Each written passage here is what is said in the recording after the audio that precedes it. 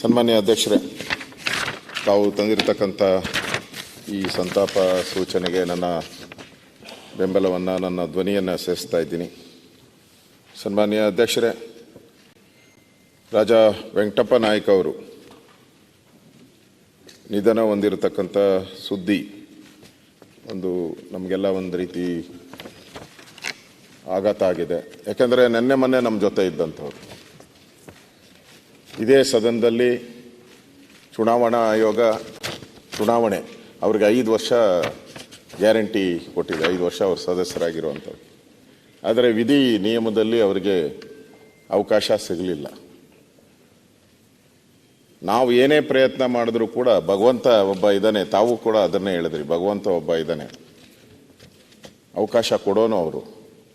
ಆದರೆ ನಾವಿದ್ದಾಗ ನಾವೇನು ಒಳ್ಳೆ ಕೆಲಸ ಮಾಡ್ತೀರಿ ಅದು ಮಾತ್ರ ನಮ್ಮ ಹಿಂದೆ ಬರೋವಂಥದ್ದು. ಆದರೆ ರಾಜಾ ವೆಂಕಟಪ್ಪ ನಾಯ್ಕ ಅವರು ಭಾಳ ಸರಳ ಸಜ್ಜನಿಕೆಯವರು. ಯಾವುದೇ ಕಾಂಟ್ರವರ್ಸಿಗೆ ನಾನು ನೋಡ್ದಂಗೆ ಯಾವುದೇ ಗಡಿಬಿಡಿ, ಯಾವುದೇ ಕಾಂಟ್ರವರ್ಸಿಗೆಲ್ಲೂ ಯಾವುದು ಕಾಣಿಸೇ ಇಲ್ಲ ಎಂದೂ ಕೂಡ. ಅವರಾಯಿತು, ಅವ್ರ ಕೆಲಸ ಆಯಿತು, ಅವ್ರ ಕ್ಷೇತ್ರ ಆಯಿತು. ಯಾವುದೇ ಗೊಂದಲ ಗೋಜಲಿಗೆ ಏನು ಹೋಗದೆ ವಿಧಾನಸಭೆ ಒಳಗಡೆ ಬರೋರು, ಹಾಗೆ ಹೋಗೋರು. ಆ ರೀತಿ ಒಂದು ಸೌಜನ್ಯ, ಒಂದು ಗೌರವವನ್ನು ಕೊಡ್ತಕ್ಕಂಥ ಒಬ್ಬ ವ್ಯಕ್ತಿತ್ವ ಇರ್ತಕ್ಕಂಥವರು, ಒಂದು ರಾಜ ಮನೆತನದಿಂದ ಬಂದಂಥವ್ರು. ಮುಖ್ಯಮಂತ್ರಿಗಳು ಹೇಳಿದ್ರು, ಅವರ ತಮ್ಮವರು ಕೂಡ ಲೋಕಸಭಾ ಸದಸ್ಯರಾಗಿದ್ದರು.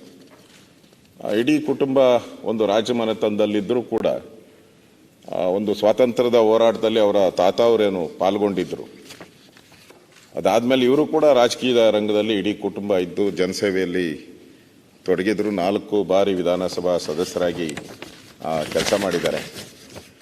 ಸೊ ಇವತ್ತು ಅವರ ಸರಳ ಸಜ್ಜನಿಕೆ, ಇವರು ಎಲ್ಲರಿಗೂ ಕೂಡ ಶಾಸಕರಾಗಿ ನಾವೆಲ್ಲ ಇಲ್ಲಿ ಕೆಲಸ ಮಾಡ್ತೀರಿ. ನಮ್ಮದೇನು 5 ವರ್ಷ ಗ್ಯಾರಂಟಿ ಅಂತ ನಾವು ತಿಳ್ಕೊಂಡಿರ್ತೀರಿ, ಅದು ಇರಲ್ಲ. ಭಗವಂತನ ಇಚ್ಛೆ ಏನಿರ್ತದೋ ಅದೇ ನಡೆಯೋದು. ಅದರ ಮಧ್ಯೆ ನಾವೇನು ಒಳ್ಳೆ ಕೆಲಸ ಮಾಡ್ತೀರಿ ಅದು ಮಾತ್ರ ನಮ್ಮ ಜೀವನದಲ್ಲಿ ಉಳಿಯುವಂಥದ್ದು. ಅದರಿಂದ ಇವತ್ತು ರಾಜಾ ವೆಂಕಟಪ್ಪ ನಾಯ್ಕ ಅವರು ನಮ್ಮ ಮಧ್ಯೆ ಇಲ್ಲ.